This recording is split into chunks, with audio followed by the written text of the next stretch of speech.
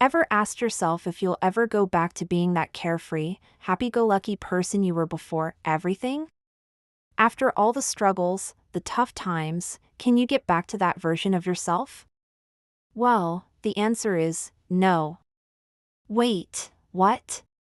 I know, that's probably not what you wanted to hear, but stick with me. Let me explain it with a few funny examples. Have you ever seen how our jobs can totally haunt us in our daily lives? Picture this: a girlfriend tells her doctor boyfriend, "You make my heart beat so fast," and instead of a romantic reply, he immediately panics, grabs her wrist, and starts checking her pulse. Or imagine a psychologist in a grocery store.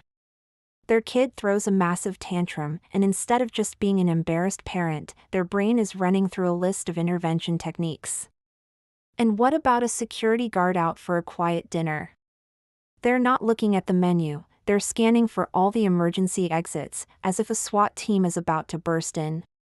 Our professions change how we see the world.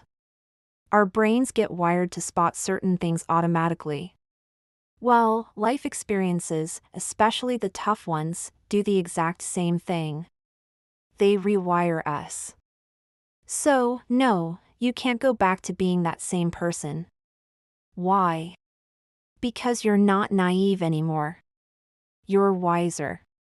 Before, ignorance might have been bliss, but you can't unlearn the lessons life has taught you. But does this mean you're stuck in this hyper-aware, anxious state forever? Absolutely not. That initial thought, that automatic emotional reaction, might pop up on its own. But what you do next?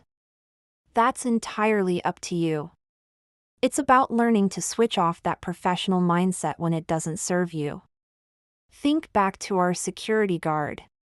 He walks in, his training kicks in, and he immediately assesses all potential threats. That's automatic. But then, he takes a breath and realizes he's in a safe, peaceful restaurant. He recognizes that obsessing over a tiny, remote risk will completely ruin his meal and his evening. So, he makes a conscious choice to shift his focus from potential danger to the delicious food right in front of him. He chooses to enjoy the moment.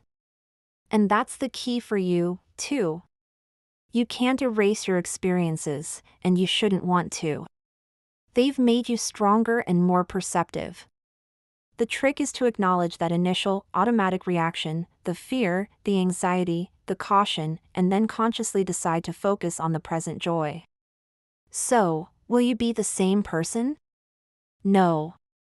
You'll be a wiser, more resilient version of yourself, one who understands the risks, but has the incredible power to choose happiness in the here and now.